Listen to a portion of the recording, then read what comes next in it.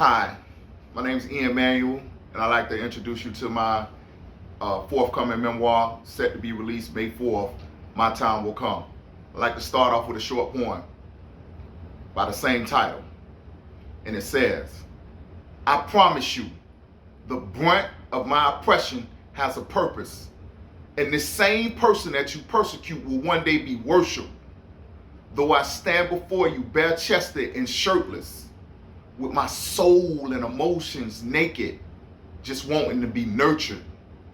Yeah, despite the desperation, desertion, and hurting, my time gonna come.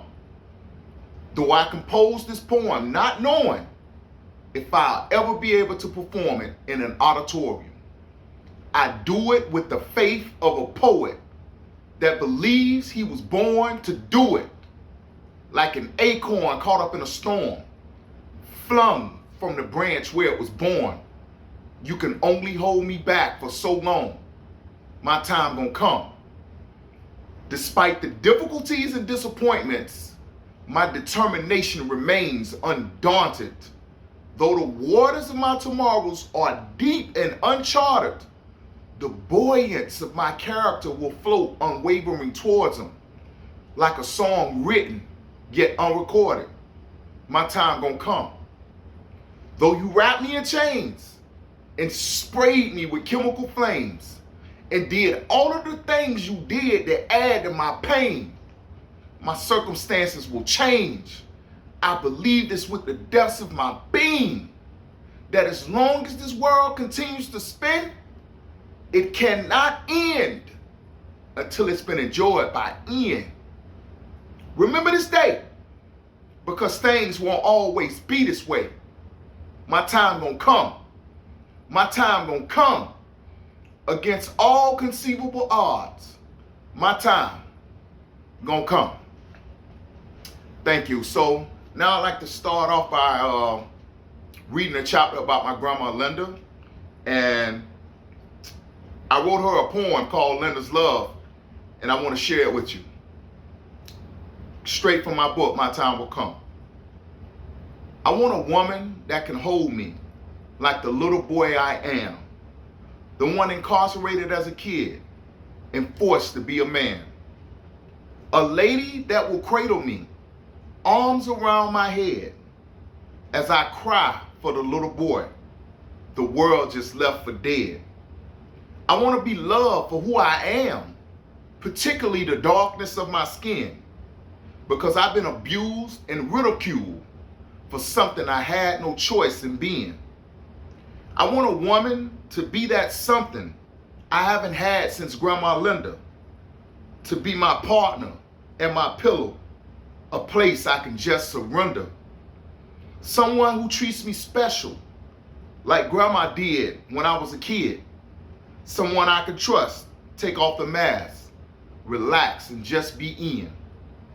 Maybe I'm just a dreamer, asking for the impossible. Somebody to love me devoutly, a woman like Linda Johnson.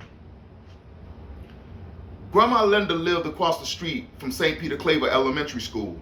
She paid for my tuition to attend, starting in the first grade.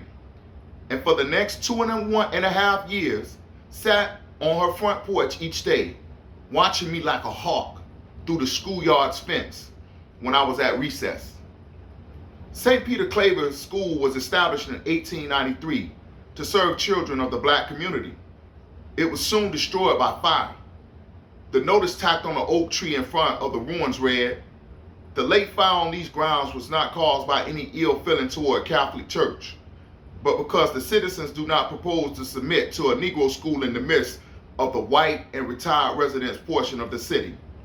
Despite threats of violence, it was rebuilt by brave black men and women determined to educate their children in a setting of prayer, worship, and learning. At St. Peterclaver, when I went, little black children were resplendent in crisp uniforms, girls in their long sleeve white shirts under dark blue tartane pinafores, and boys in short sleeve light blue or white shirts and dark blue pants. Thanks to my grandmother, it was here that I developed the love for school, especially for the care and the devotion of teachers. whose praise I craved. At the end of the school year, awards were handed out in the auditorium where proud parents sat with their children. As the ceremony neared its conclusion, kid after kid had been called onto the stage. I began to fear embarrassment next to my mother and her friend Miranda Rights. Finally, Mrs. Yvonne Fort, a middle-aged black teacher, called my name. And to Ian Manuel for excellence in reading and writing. I walked up beaming, accepted my certificates, and thanked Mrs. Fort. When I returned to my seat, Mrs. Miranda Rights said in a hushed voice, Jim, let me look at those certificates. Reading and writing, baby, that's all you need in this world. As long as you got that, you could be anything you want to be. There was also the issue of adulteress. I remember sitting mesmerized by the rite as I watched Father O'Keefe refer to the altar bread and cup of wine as the actual blood and body of Jesus. Jesus said, "Do this in remembrance of me." Father O'Keefe then fed the little white discs to the children who stepped up to the altar, each accompanied by his or her parent. I was excluded from this sacrament. When I mustered the courage to ask a teacher why, she told me that only kids with parents in tow could participate. After school that day, I joyously hurried home.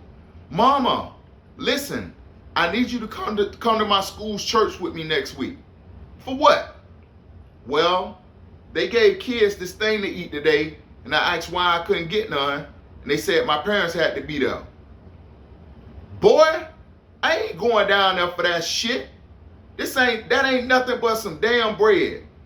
If you want some bread, drag your ass in the kitchen and get it. Grandma Linda developed dementia over the next few years. I remember she could no longer control her bowels. Her embarrassment and confusion, and my own, Izora, came one day to take Grandma Linda back to Cordell, where she could be placed in a nursing home for the remainder of her days. I would never see her again. I'm not even sure when she died. It is hard to even begin to estimate this loss for me. It was as if at 11 years old, it was time for me to grow up. No one to care if or what I ate. No one to walk with me to and from the bus. No one to wonder where I was or what I was doing or with whom. It was at this moment that I first understood what it meant to be homeless, to be without anything to hold me in place and offer shelter and comfort, and was pulled fully into the chaos of Central Park Village. In the middle of the school year, I would have to start attending my district's public school, Morgan Woods Elementary, located in Tampa, upper middle class suburb of Town and Country. A 20 to 30 minute bus ride from Central Park Village via the interstate highway, twice as big as St. Peterclaver, and consistently ranked among the lowest performing public schools in Florida. In Central Park Village, the only options for an 11-year-old boy like me to really earn money were to mug people or become a drug runner for the major players in the hood. I wanted no part of that, regardless of how much I glamorized my brother Sean, who at this point in my life was serving time behind bars. I decided with my friend Ron that we would just head downtown and secure gainful employment. I don't know why, but I was confident that if I could get somebody to listen to me, I would be able to convince them to give us jobs. Who's gonna give us a job? We're kids, Ron objected. I told him to let me do the talking. After a few fruitless encounters, we ended up at the YMCA, beneath the monorail of Harbor Island, a mall built along the Hillsborough River. I said to the lady at the front desk, "Me and my friend are looking for a job. Do you have an application that we can fill out?" She looked at us amused, obviously finding our bravado cute. "You have to speak to Sandy, my manager over there." Sandy ran the YMCA gym. "Sir," I began and repeated what I had said to the woman. "Why don't you go next door to the administrative office and see if they have anything for you," he responded. I was fierce in my determination. Once she knew why we were there, Bob Gilbertson's secretary walked into his office and returned to say that her boss was busy, but that we should wait. Soon we were ushered in and found ourselves standing before Mr. Gilbertson, CEO of the YMCA, who had the ultimate authority to hire us. He was an affable, clean-shaven, except for a mustache, white man, about 6 feet even, weighing about 200 pounds and of business casual style. Where are you guys from? Central Park Village. We're looking for something to keep us off the street and to help us with school clothes and things like that. You know, to support ourselves a little bit. Well, what can you do? He asked us as we sat down. Clean windows, wipe down the exercise bikes, sweep. Gosh, guys, I can't really give you a job, but I'll tell you what, I'll buy you lunch and then let's talk. Bob gave us a $20 bill and directed us to a pizza joint up the street. He told us to come back with the change, which we did. Unbeknownst to us then, but as we would later learn, Bob knew as much about Central Park Village as anybody. He was aware of the poverty and the danger permeating the hood. He understood how lack of hope could shatter lives and how Central Park was toxic to children, forced as they were from an early age to conform to the unforgiving code of the streets, where respect is earned by never allowing oneself to be dissed without consequence. The more he had learned about Central Park, the more he wanted to connect with it and nurture the potential of its children and teenagers. But logistics had posed a problem. The nearest Y with youth programs were in the suburbs. Years later, after exhaustive fundraising, Bob was able to build a YMCA branch closer to the projects. For me, that stood out. To me, what stood out about Bob when I first met him was that he didn't treat us like a child. He didn't blow me off. He saw something of value in an 11-year-old boy who had the courage, the courage, I like to think, of my grandma Linda to walk into his office and ask for work. To be sure, Bob could never put us on the Y's payroll, which I didn't know at the time. There are child labor laws after all. We chatted about what might be possible, maybe summer camp one day, and unexpectedly Bob proposed that we do odd jobs around his house for pay. From the start, Bob was always challenging us. Ian, if you saved 1 penny and doubled your savings every day, how much money would you have in 10 years? Bob was always talking about the importance of budgeting. He lived in a world apart from Central Park Village, in a prosperous area near Bayshore Boulevard in Tampa, with its elegant houses, freshly cut grass, and nice cars. Going there for me was both pleasurable and disorienting. It inspired me to dream, but also to worry about whether I could or would ever truly live in Bob's world. When word got out in Central Park that Ron and I had jobs, other kids wanted in. And eventually 2 other boys our age, Jose and Dante, ended up joining us. Soon, we settled on a routine. Many a Saturday, our group went out to Bob's house to perform chores, such as trimming hedges and weeding the yard. Afterward, Bob's would take us to lunch in the neighborhood. We would then do fun things, for he treated us much the same way he treated his own children, who were older than we were, and more often than not were off doing their own thing. For instance, he had a boat anchored at a sailing club on Davis Island, and he took us sailing. The first time the boat tilted, all of us boys gasped in horror, worried that it was about to flip, and we who didn't know how to swim would land in the water and drown. Once Bob asked us if we had ever gone fishing, and we said, yeah, sure. But our comical inexperience during our fishing expedition made it clear that our yeses was more than exaggeration. Bob belonged to a yacht club of sorts, and we would go sometimes for meals and recreation. What was extraordinary about the place, for me at least, was that its members were diverse in a way that I have never known. Asians, African Americans, Latinos, whites, women, and men, all of a certain class and seemingly to the yacht club born. Everything about the place felt so near, yet so far away. Bob wanted us to know what might lie in store for us if we stayed out of trouble. We could talk about things that immediately concerned us, eager as we boys were for the insights of a father figure. Sometimes Bob would drive us back home from our Saturday outings, and we would caution him not to take us all the way into Central Park Village, where a white man driving a white Volvo could have been a magnet for grief at 4 o'clock in the afternoon. Once we told him about one of our exploits, acting like tough guys and scaring people at gunpoint, He told us that we weren't being smart and would most surely find ourselves in harm's way if we kept that up. Somebody's going to hurt you. You can't do that. That's not even kidding around. It's got downsides you can't even see. Bob tried to instill in us the core values of the YMCA, to have sincere concern for the needs and well-being of others, to tell the truth, to treat others as we would have them treat us, to do what is right. The Saturday after the shooting, when I went to visit Bob, I was by myself for some reason, and I told him nothing about what had happened. I went about things as usual. I washed his Volvo. He told me to do it again, as I had done a poor job the first time. We then went to the Yacht Club and wandered around. Late that afternoon, he dropped me off to at a safe place near Central Park Village. No drugs, no crime, a little grocery store across the parking lot. Lots of Tampa Fire Department. This would be my last afternoon with Bob for nearly 30 years.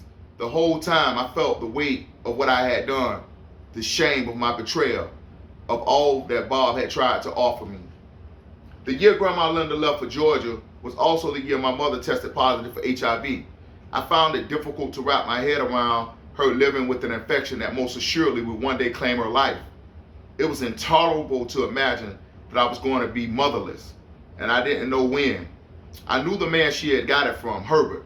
He used to come around to stay with Mama sometimes and play with me when he wasn't up in her room behind closed doors.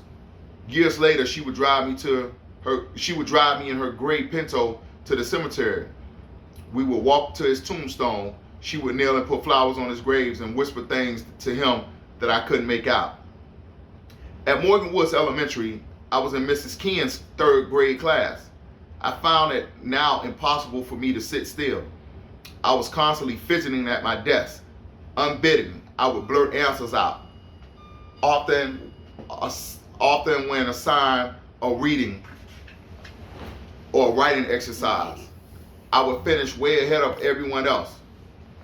I would begin tapping, sometimes even banging on my desk, trying to get the attention of other students who were concentrating on completing their assignment. I would raise my hand to go to the bathroom with a suspicious frequency. Sometimes Mrs. Ken thought I was faking it, merely being a nuisance, and would ignore me in anger. I would show up, I would pee on myself right there and then, there, sitting at my desk. The piss would soak through my pants, wet my seat, and spill onto the floor. Furious, Mrs. Ken would order me to the bathroom to clean myself up as my classmates whooped and hollered. It didn't take long for me to be labeled emotionally handicapped and assigned to the EH class, and there were 5 or 6 other students. Over the next 4 years, I would attend 4 different public schools where I would routinely be removed from classrooms, receive paddlings, detentions, and suspensions, and be given work far below my intellectual capabilities because of my inability to sit still. It has only been in recent years that I have learned that what I was dealing with was likely the profound dysregulation commonly seen in children living in context defined by chaos, violence, and abuse. The symptoms of the trauma and the terror of my life at home was met with punishment, rejection, and ridicule in the school context. And by 6th grade, I was brimming with hurt, anger, and resentment. In the 6th grade, I began to get into serious trouble and ultimately more time in facilities than in my mother's home. Prior to 6th grade, I had grown accustomed to getting picked on and beat up for my looks and manner by other kids in the neighborhood. All of that would change in 1988 and 89 when my body went through a sudden growth spurt. And for once, I was bigger and stronger than the kids who targeted me. I gained respect amongst the older boys and was included in their robberies and drug deals. Robert E. Lee Elementary was on Columbus Drive in the middle of Tampa Heights, a short walk from Central Park. This is where I became Jim Jim, no longer Lil Jim Jim. In my memories, I seemed to spend more time fighting and suspended than in the classroom. My first arrest was in the 6th grade when during one of my suspensions, a group of older boys and I attempted a series of stick-ups that resulted in a gain of maybe $5. all of us were sent to WTF, was Juvenile Detention Center. At age 11, this was my first time in the detention center. And my sentence was 21 days. And an eternity to me at the time. WTF was on West Buffalo, the street that was later renamed Martin Luther King Boulevard. It sat in front of Hillsborough Halfway House near Tampa Stadium. As we were being processed, a staff member said, I hope you know how to fight because you're going to have to get down in here. Even if we don't mess with nobody, I said, this is WTF. You're going to fight whether you mess with somebody or not. Because if you don't mess with somebody, best believe somebody's going to mess with you. 3 days after the shooting, I stole a white four-door Cadillac Fleetwood with two friends, ages 15 and 16. We had never stolen cars to sell them. We simply wanted the feeling of being free and easy as we drove through the all kind of neighborhoods. Now, I could never figure out the mechanics of car stealing, though I had seen guys do it. All I knew how to do was start the car. I had done this on a few occasions. Soon, the blare of sirens seemed to be coming from everywhere. We jumped out of the car, each running in a different direction. Once out of sight, I began walking calmly to appear uninvolved. But all of a sudden, a police car pulled up next to me, and an officer leapt out with a K9 barking dog violently. Roof! Get on the ground, get on the ground. He called his partner to handcuff me, which the partner did aggressively before leading me to the back of another squad car, which had just screeched to a stop. Now both cars gave chase to my friends. We were arrested near Hyde Park on the west side of Tampa. At the police station, I said I was Ian Manuel because Ian Manuel was on a 1-week home pass from a juvenile program. The police ran my name and it came back clean. Otherwise, I would have been eligible to be released. Otherwise, I would not have been eligible to be released to parental custody. Obi, Ron, and I were each allowed one phone call. Ron called his mom, as did Obi. I called Mama Dumps, where my mom was often at a bar to be found. Is Peggy there? No, Jim. She isn't here. But she was here earlier. I'm in the police station. I need her to come get me. Okay, Jim, if I see her, I'll tell her. I said okay and hung up. By now, Obi's mom had come to fetch him. So now it was down to Ron and me. Ron, when your mom come, tell him we're kin so I can go with you. My mom won't do that, Jim. I was allowed to make one more phone call. I tried Mama Dumps again. Peggy was still not back. Hours later, while sitting in one of the holding cells, I spotted the white police officer who 3 days earlier had thought I fit the description of a suspect in a shooting downtown. Excuse me, officer, do you remember me from the other night? He looked at me for a second. Yeah, why? Just wanted to know if y'all caught whoever shot that lady. I don't think we ever did. My conscience was gnawing at me. Obi, Ron, and I were arrested at around 6 o'clock, an hour and a half or so after we had stolen the Cadillac in Hyde Park.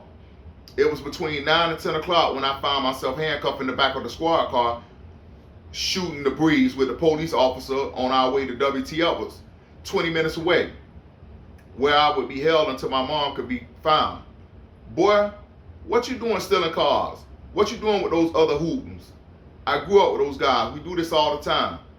The officer and I chatted about all kind of things. I regaled him with tales of my life as a child criminal. When we reached the detention center parking lot, he put the car in park and turned off the ignition. Is there anything else you want to tell me before we get out of the car? It'll stay in the car. Are you for real? Believe me. You know that lady that got shot downtown the other night? I did it. In his deposition, the officer would claim that he then proceeded to read me my Miranda Rights. He did not. What he did do was tell me that I had to remain in the car while he made a quick phone call in the detention center. This was not what I wanted to hear. 10 minutes or so later, the officer reappeared, turned the car on, and threw it in reverse. Hey man, what you doing? I said. I gotta take you downtown. There's a detective that wants to talk to you. Man, I don't want to go back downtown to talk to nobody. I want to go inside and sleep. I'll let you get back there as soon as you're finished. It won't take you long. You hungry? Yeah. I'll stop and get us something to eat on the way to the station. Relax. Get some sleep until we get there. He stopped at Popeye's drive-thru for chicken and biscuits. I could no longer keep my eyes open and fell asleep in the back of the squad car until arriving back at the police station. When we got back downtown, we walked through the back of the station where I was introduced to the detective. He was standing in front of a table with stacks of $100 bills, presumably in the wake of a drug bust. The detective and officer led me upstairs. The officer took off my handcuffs, gave me the box of chicken and biscuits and a soda, and asked me to sign a waiver of some kind. After the detective read me my Miranda Rights, I reconstructed the shooting for him. He had said that the faster I told him what happened, the sooner I would be able to go home and get some rest. The interrogation over, I was driven back to W.T. Edwards. The next day, I was taken to Juvenile Court and sentenced to 21 days for grand theft auto.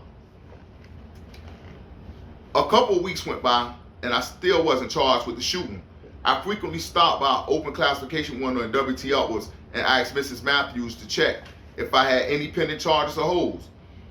She would look through her paperwork and at the database and reply, "Nope, you're fine. You should be out soon." I didn't know what was going on. I was fearful the police was waiting until the very end of my 21-day sentence to charge me so that I would have to serve an additional 21 days. Around my 18th day in WT, I asked the supervisor, a middle-aged brown-skinned man who wore thick glasses, to assign me to clean the hallway, sweeping the long expanse with the wide room allowed freedom of movement from dorm to dorm. Soon a staff member approached me. "Manuel, the supervisor wants you." He around there waiting in front of classification. I heard around the corner and saw him talking to a black detective wearing a sharp suit. "Manuel, I'm forgetting your brother's name. What is it?" "Sean Manuel, but they call him John John." The supervisor said to the detective, "Yeah, that's it, Sean Manuel. You remember him?" "Oh yeah, I remember that boy." I said, "I go get the broom and start sweeping." "No, you ain't. You going to jail. Detective Dessasaw is here to arrest your ass." "Man, stop playing. What you got me out here for?" "Nigga, I ain't playing. I'm serious as cancer. You going to the county jail. You done made it to big time now." And that's chapter 3 out of my book, My Time Will Come. I hope you've enjoyed me reading this excerpt from my book for Joe's Pub. I have a lot more to share. Please buy the book. It's an inspirational read, and it talks about my life from age 0 to my release at age 39 after the U.S. Supreme Court and Bryan Stevenson and Equal Justice Initiative argued their case to get me out of prison. Thank you for being a part of this, and I hope to see you soon.